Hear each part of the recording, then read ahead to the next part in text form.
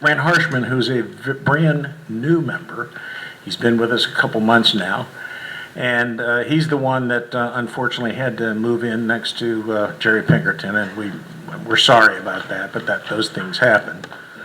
But he has some comments on our Americanism speech that he'd like to give, and it concerns his father, who was detained, held in a German World War II POW camp. And there are some great comments that his father wrote down. Brent, we'd like to have you share those.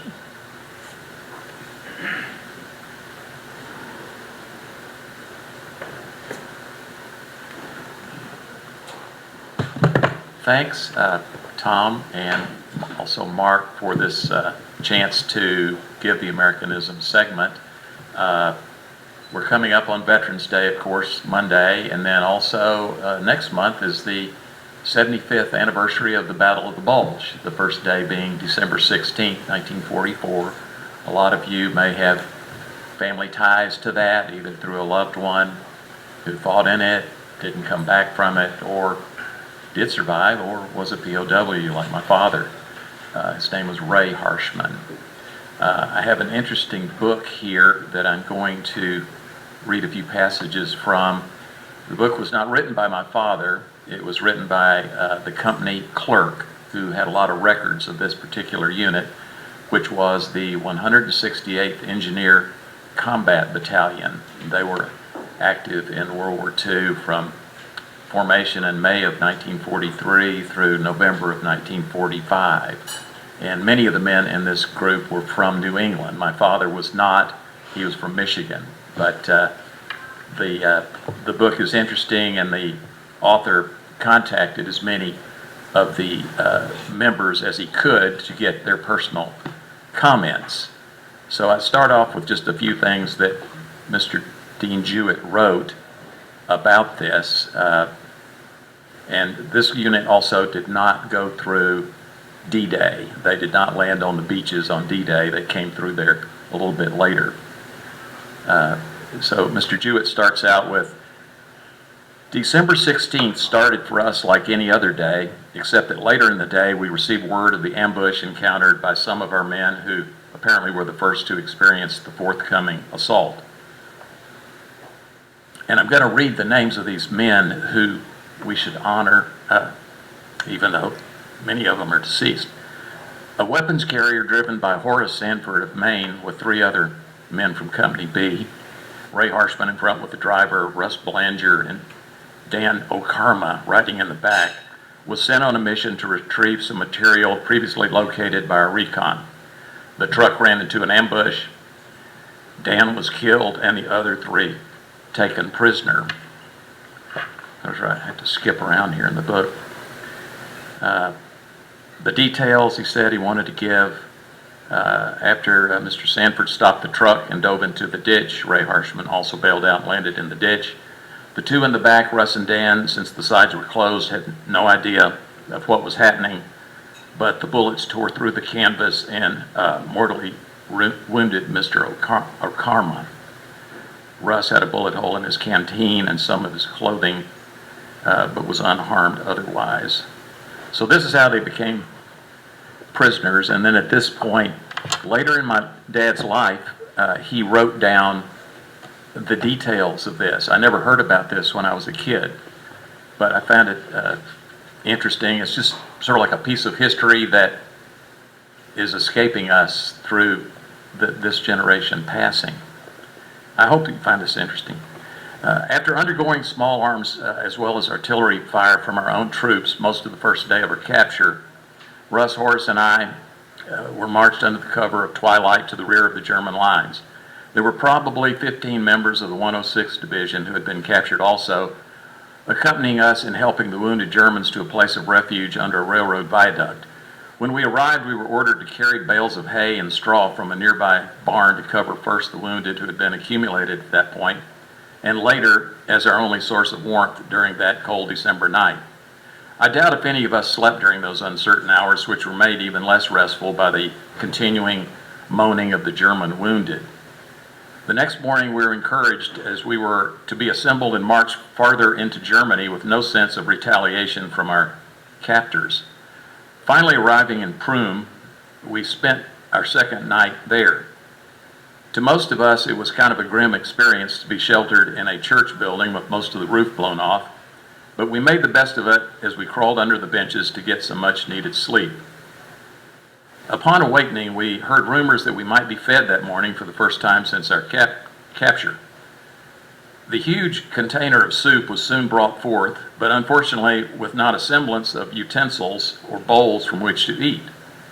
I don't recall how the others received their share of the mixture, but since I was lucky enough to still have my steel helmet with me, and Russ only had his wool liner on, we dry scrubbed what appeared to be laundry residue from the inside of my helmet and lined up to receive a double portion of the soup. The fact that I had last washed my socks in the helmet detracted not one bit from our enjoyment of our first meal as POWs.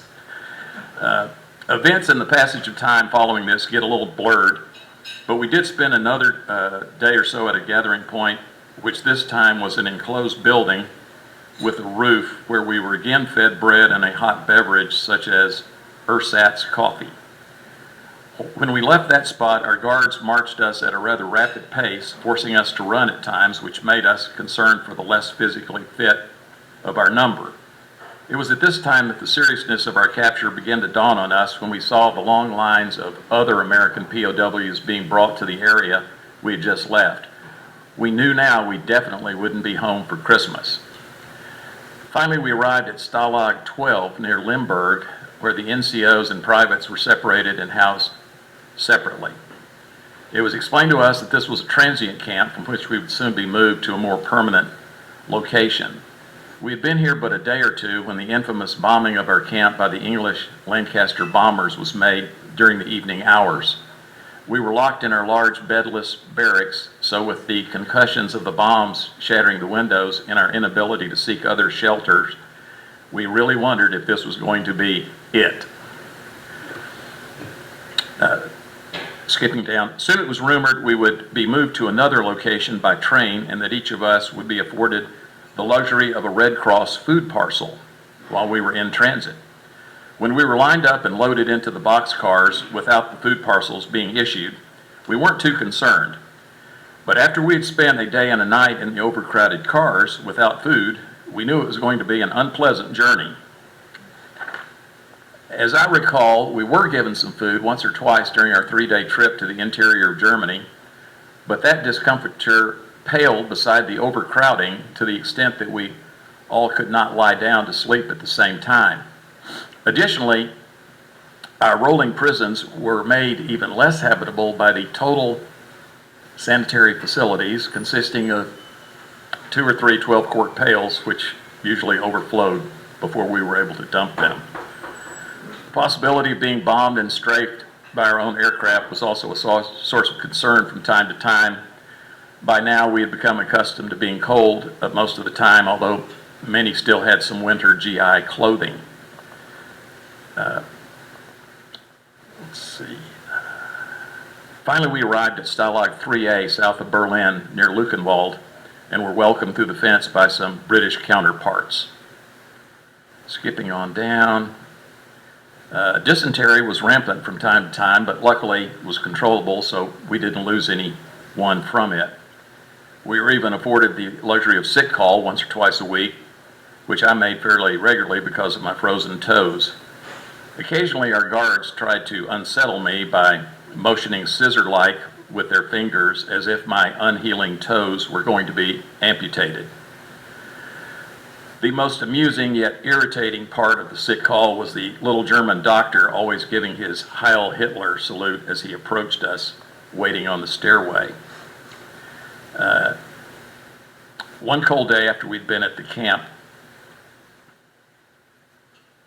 for a few weeks, we were marched over to a building which we had never seen before. Once inside, we were told to disrobe, then we were taken into a cavernous room where spray-like fixtures extended from the walls. While we waited for further directions, some of us contemplated the possibility of this being a gas chamber. We were relieved to see kerosene being brought in with which to coat our bodies to eliminate any body lice we might have. The wall fixtures were shower heads of a sort with a little soap and lots of cold water so we could remove most of the kerosene before dressing and returning to our barracks. Skipping on down, there's a lot of details about just food they ate, and this is coming closer to the end. When we came in, when the sergeant in charge of the prison compound came in, this was a German, to tell us the Russian army was approaching, this is months later, and that he and the other guards, they were all World War I vintage, were going to leave, and we could go with them if we wanted to. We thanked him, but headed for the crude bomb shelters present in our area. We had heard small arms fire earlier, but had thought nothing unusual about it. We should have realized the end was nearing, as we could see our fighter planes operating in the distance at times, and the German hospital trains seemed to be shuttling back and forth with no permanent destination available to them. At any rate, we were glad to see the Russian recon column the next morning. They gave their POWs weapons immediately, told our group to head west toward our lines, but told me and another GI of Polish descent from Buffalo, New York, to go with them, ostensibly because of my frozen feet, which had still not healed. The Russian column cruised over the countryside, liberating work camps containing many nationalities and picking up a few older uniformed Germans who were probably home guards. Some were summarily shot as if they were animals, while we saw some cruelly disposed of days later. My friend and fellow prisoner were even asked if we'd like to help. One night the Germans made a counterattack on the little town we were in, and both of us thought we might still become victims of German military action. As days went by, the Russians would never reply to our questions about when they were going to take us to the American lines. I became concerned and pleaded with my friend from Buffalo to walk out of the camp since we were not guarded. He finally agreed, but that day happened to be May 1st, that was May 1st, 1945, and everyone was restricted to quarters because of May Day, being a big Russian celebration, communist.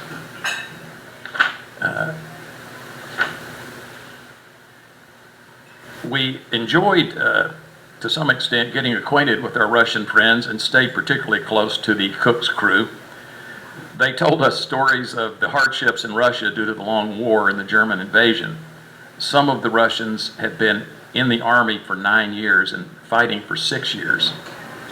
We were relatively free to do as we pleased, so I always tried to keep track of our location in regard to the Elbe River, which we had heard where the U.S. Army was. One morning, about May 3rd or 4th, we were told that our next move was going to be a long one down to southern Germany. The Russians still wouldn't tell us about returning us to the lines, so we once again decided to try to walk away. This time we were successful in getting out to a main road where Russian vehicles were streaming southwest towards the Elbe River, which I knew to be 15 miles away or less. The Russian trucks were pleased to give us a lift, so we were soon across the Elbe River at Targau. We found our troops at that point and only then realized how good-looking those enlisted GI uniforms were.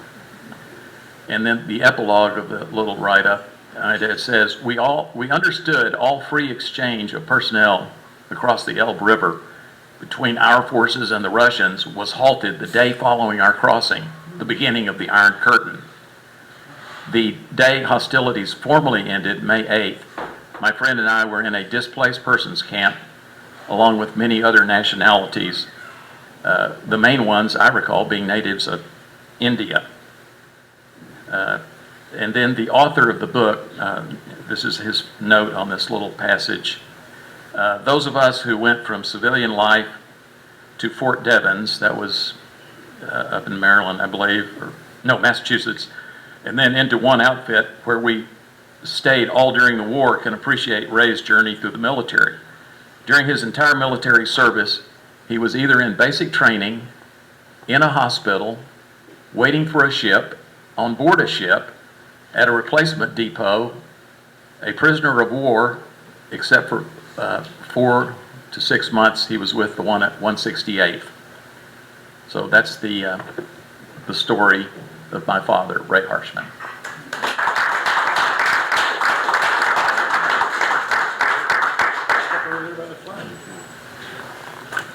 Thank you. And your father, at the end of the war, Made it home, yes?